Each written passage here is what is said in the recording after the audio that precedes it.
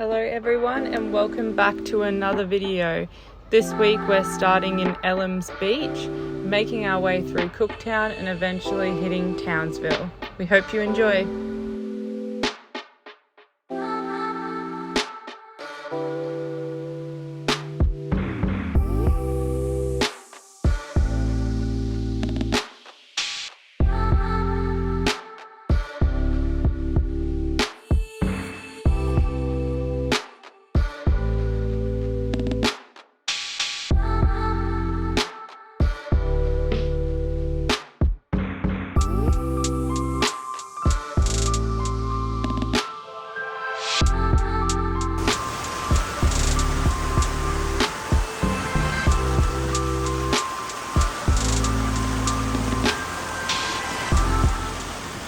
Alright everyone, so we're just leaving Elm Beach now. I think that's how you say it. We just spent the night there.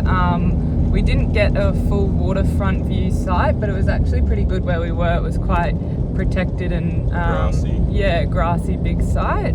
Yeah, it'd be good if you had a boat there. You could get out and do a bit of fishing, but yeah, coloured sands was worth looking at. Reminds me a bit of Rainbow Beach back on the sunny coast. Yeah. Kind of the big kind of sand dunes, and they're all colourful and red. And then we also did a bit of a four-wheel drive yesterday up through Cape Bedford area. So yeah, heaps of different tracks through there and pretty cool view overlooking the big kind of tabletop on the Cape. Yeah, and it's quite soft there as well. So we did end up letting tyres down and stuff like that. So just be a bit pre-warned if you're going to go up there. Yeah, it was a bit soft heading up there, but yeah, it's a good stop. So if you're near Cooktown, check it out. And yeah, we're going to make our way, I think, to Lion's Den tonight.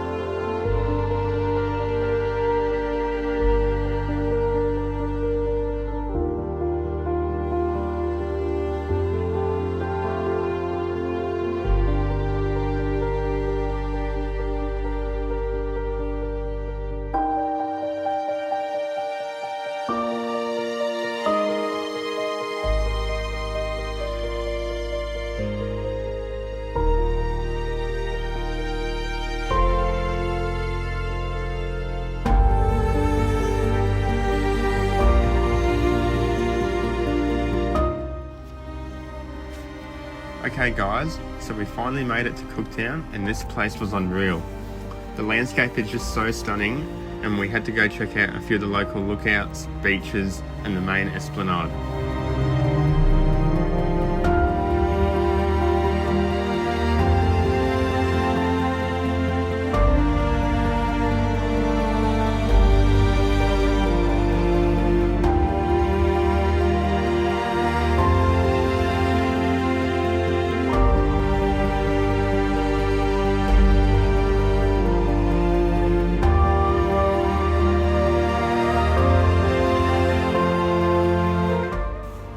The next day we headed out on a charter, and Cooktown is very lucky as the land is so close to the reef, you don't need to go out far to get some nice fish. I caught a barracuda and a nice coral trout, amongst a few sweet lips and nanny guy. Together we all got a solid haul and enough fish to feed us for a few weeks.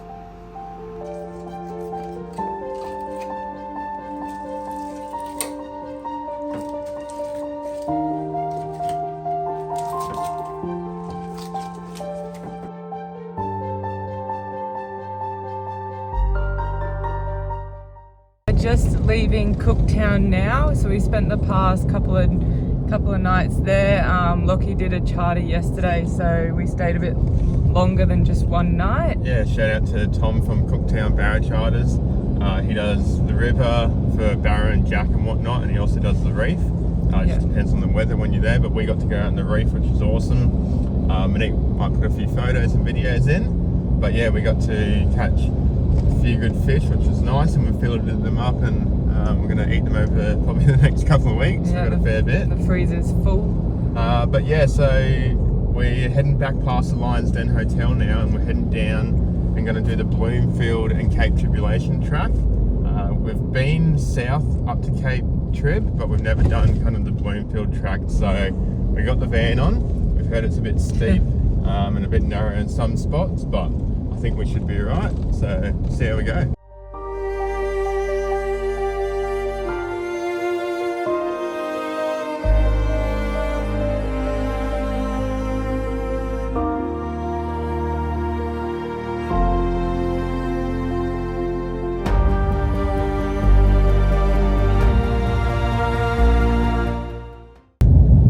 Guys, so we made it to Wodjil and checked out the waterfalls while we were there, and then from there you pretty much turn onto the Bloomfield Cape Trib track. Now, I had heard that it's not suitable for caravans, but I've also heard of people doing it, and we just weren't really sure what to expect. So we got there, and luckily we're actually travelling with my dad, and he's in his car.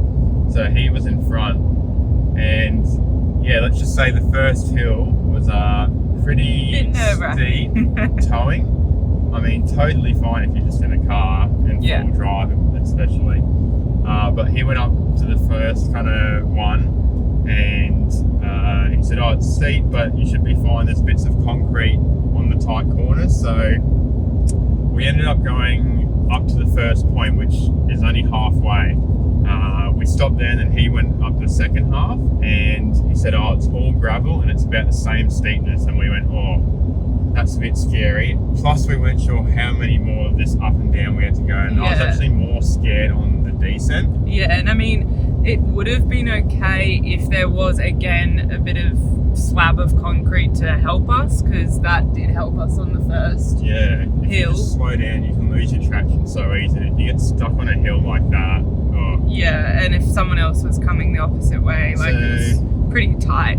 Yeah, anyway, we debriefed a bit, and then another car came down, and we had a chat to them and said, oh, how bad is it going through? And he goes, oh, there's a steeper hill. So I think he was saying there's a few 27-degree inclines and declines, and there's a 31. Yeah. So we kind of made the decision to go around. It's a long way around. It's about 3.5 hours compared to probably an hour and a half. Yeah. But we thought that's okay. We've done that section anyway. We have done Cape Trip before. We just hadn't done that track, and we've done the day tree and that, so we're not missing out on too much. So we're gonna, I think, head back inland now and do Port Douglas. But another thing just happened. We just coming back onto the main highway, not far from the Lions Den Hotel, was a bit of a gravelly patch, and we got a flat basically. Got a flat pretty much. But I didn't pick up on it straight away, and then we turned onto the highway, got up to speed, and it just ripped and tore off the tyre. Yeah. So we had to replace the front left on the car. So another long drive gets even longer, and a bit of a change of plan.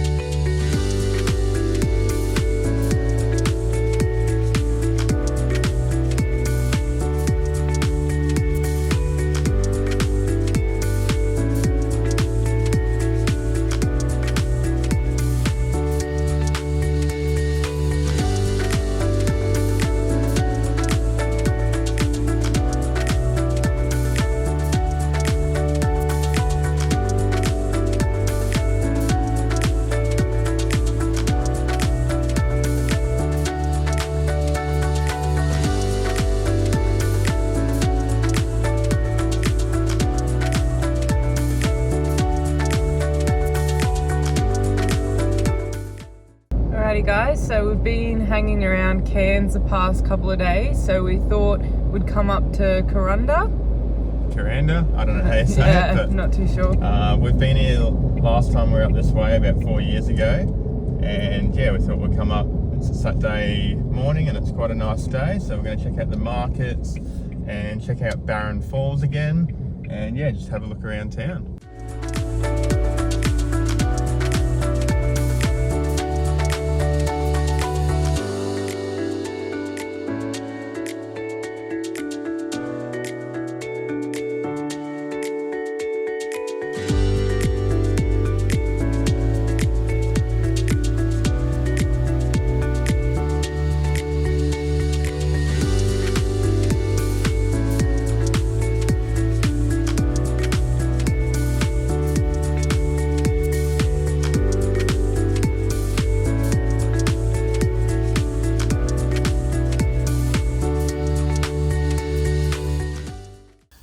Alright guys, so tonight for dinner we got some freshly caught nanny guy fish with breadcrumbs, salt and pepper, which is nice and simple.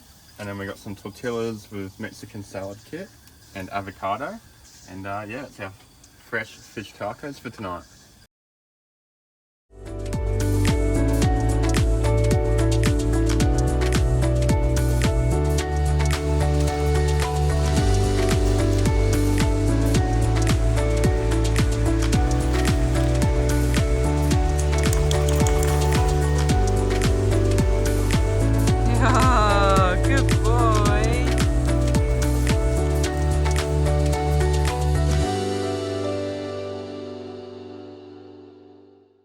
Alright guys, so we left Fishery Falls this morning. That was a good little base camp to explore just south of Cairns.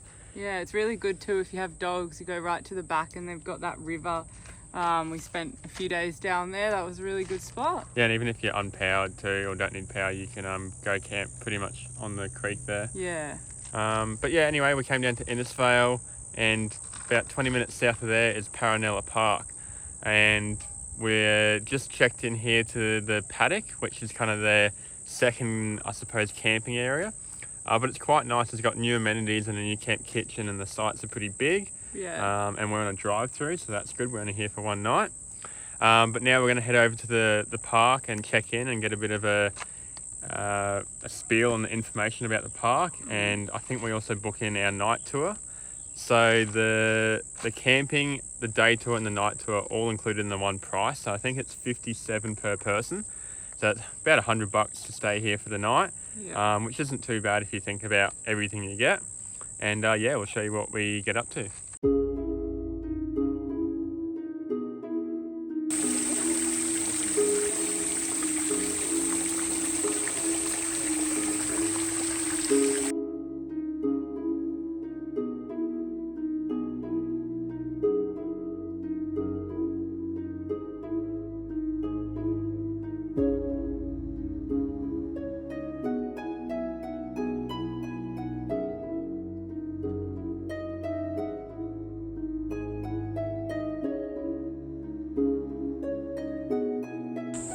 So guys, we've just finished the tour and now we're free to wander the park. So we've come down to the turtle nesting area, and the more you look, the more you can see. There's actually heaps.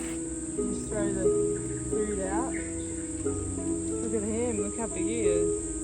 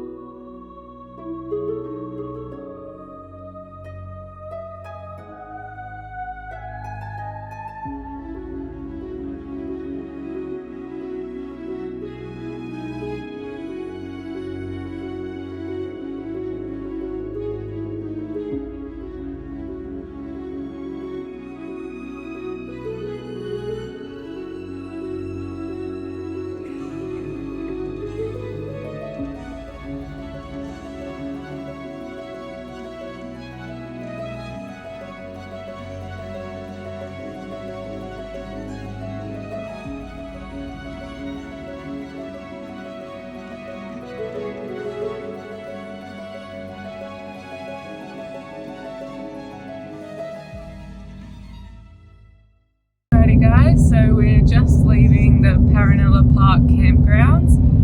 Last night we ended up going and doing their night tour as well, which was included with the camping fees, and that was really good. It was just about an hour from the time we left. 45 minutes. Yeah, from the time we left our site and got home, and they just do like a big light show and a few music and stuff down in one of the little castle areas. But yeah, it was nice to see the grounds at night. It's very different. A little bit spooky last night because it was Halloween. Yeah. But definitely recommend stopping in either day or night or both if you're near Towsnville. yeah. And yeah, today we're heading down to Mission Beach for a couple of nights over the weekend.